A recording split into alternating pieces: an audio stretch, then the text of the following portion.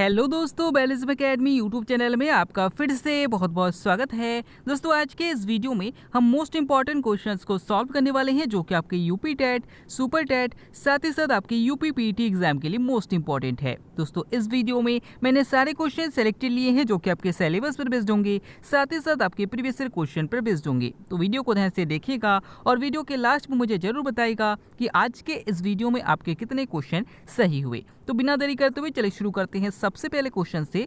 सबसे पहला क्वेश्चन है, प्रथम वित्त आयोग के अध्यक्ष कौन थे? ऑप्शन आपके सामने K C Neogi, option B John Mathai, option C J B Kripalani या फिर ऑप्शन डी एन के सेन। इसका सही आंसर हो जाएगा ऑप्शन ए केसी नियोगी। दोस्तों, याद रखिएगा कि प्रथम वित्त आयोग के जो अध्यक्ष थे वो केसी नियोगी थे। और अगर आपसे पूछा जाता है कि वर्तमान में वित्त आयोग के अध्यक्ष कौन है तो याद रखिएगा एन के सेन है। अगर आपसे पूछा जाता है कि स्वतंत्र भारत के पहले रेल मंत्री कौन थे तो याद रखिएगा जॉन मैथाई थे। और अगर आपसे पूछा जाता है कि भारतीय संविधान सभा के झंडा समिति के अध्यक्ष कौन थे तो याद रखिएगा जेबी कृपलानी थे। अगला क्वेश्चन, भारत में सार्वजनिक मताधिकार के आधार पर प्रथम आम चुनाव कब हुआ? ऑप्शन आपके सामने 1950, ऑप्शन बी 1952, ऑप्शन सी 1956 या फिर ऑप्शन डी 1960।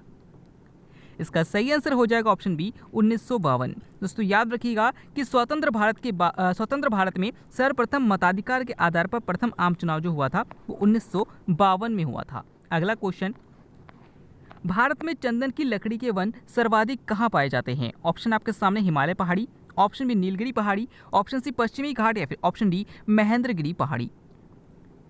इसका सही आंसर हो जाएगा ऑप्शन बी नीलगिरी पहाड़ी। दोस्तों, याद रखिएगा कि जो नीलगिरी की पहाड़ी है इसी में प्रसिद्ध पर्यटन स्थल जिसे हम ऊटी कहते हैं ये स्थित है। तो याद रखिएगा कि इसी में सबसे अधिक मात्रा में चंदन की लकड़ी पाई जाती है। अगला क्वेश्चन, भारत का दूर दक्षिणी ध्रुव भूमध्य रेखा से कितनी दूर है? ऑप्शन आपके सामने हैं 587 kilometre, option B 876 kilometre, option C 786 kilometre या फिर ऑप्शन डी 423 किलोमीटर। इसका सही आंसर हो जाएगा ऑप्शन बी 776 किलोमीटर। दोस्तों, यहाँ पर प्रश्न में आपसे क्या पूछा गया है तो याद रखिएगा कि आपको पता है कि हमारी पृथ्वी के सबसे बीच में से भूमध्य रेखा होकर गुजरती है। 23.5 डिग्री उत्तरी अक्षांश रेखा को कर्क रेखा कहा जाता है और 23.5 डिग्री दक्षिणी अक्षांश रेखा को मकर रेखा कहा जाता है।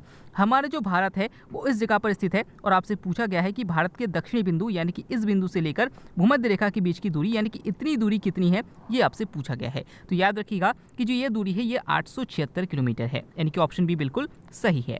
अगला क्वेश्चन, सर्वप्रथम मृत्युपरांत भारत रत्न पाने वाले व्यक्ति कौन है? ऑप्शन आपके सामने Pranab Mukherjee, option B Aurobindo Ghosh, option C Mahatma Gandhi या फिर ऑप्शन डी लाल बहादुर शास्त्री।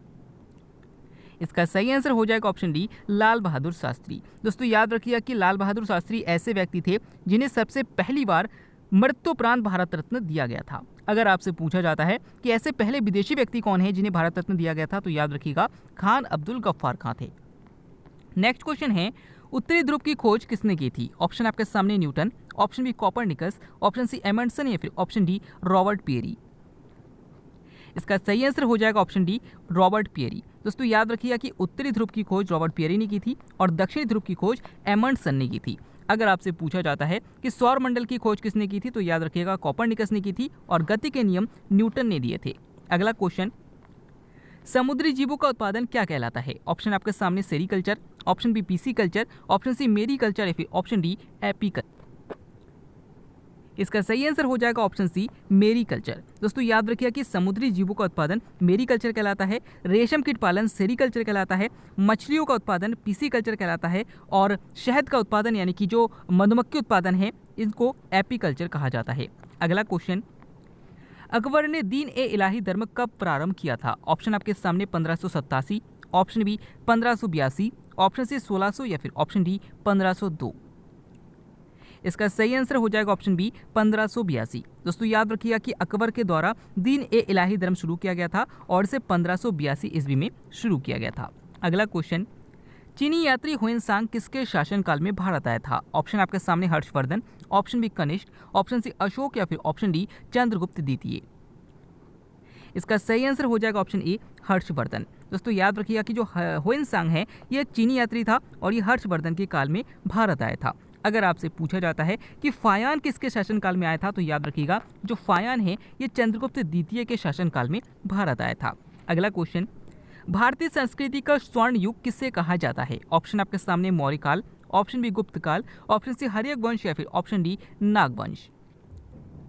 इसका सही आंसर हो जाएगा ऑप्शन बी गुप्त काल। दोस्तों याद रखिए कि गुप्त काल को भारतीय संस्कृति का स्वर्ण युग कहा जाता है। अगर आपसे पूछा जाता है कि मौर्य वंश की स्थापना किसने की थी तो याद रखिएगा चंद्रगुप्त मौर्य ने की थी। अगर आपसे पूछा जाता है कि हर्यक वंश की स्थापना किसने की थी तो याद रखिएगा बिंबिसार ने की थी। और अगर आपसे पूछा जाता है कि नाग वंश की स्थापना किसने की थी तो याद रखिएगा शिशुनाग ने की थी। अगला क्वेश्चन, शिमला का संत किसे कहा जाता है? ऑप्शन आपके सामने John Brinton, option B James Prinsep, option C Edmund Lutyens या फिर ऑप्शन डी ए.ओ. ह्यूम। इसका सही आंसर हो जाएगा ऑप्शन डी ए.ओ. ह्यूम। दोस्तों याद रखिएगा कि ए.ओ. ह्यूम को ही शिमला का संत यानी कि हर्मिट ऑफ शिमला कहा जाता है।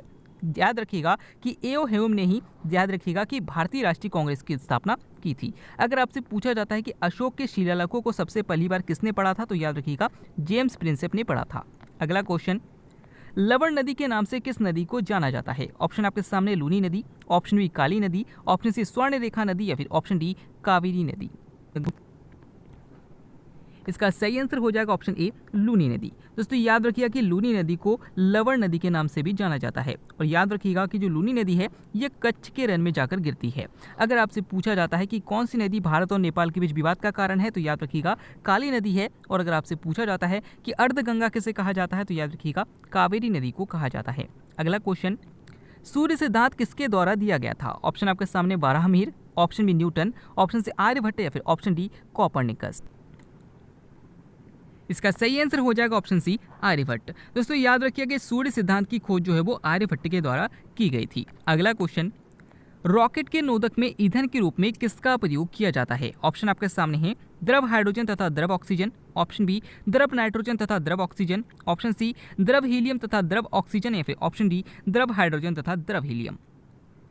इसका सही आंसर हो जाएगा ऑप्शन ए द्रव हाइड्रोजन तथा द्रव ऑक्सीजन। दोस्तों याद रखिएगा कि रॉकेट के नोदक में ईंधन के रूप में द्रव हाइड्रोजन तथा द्रव ऑक्सीजन का प्रयोग किया जाता है। अगला क्वेश्चन, महान हिमालय को लघु हिमालय से कौन सा जोन अलग करता है? ऑप्शन आपके सामने suture zone, option B great boundary fault, option C main central thrust या फिर ऑप्शन डी इनमें से कोई नहीं।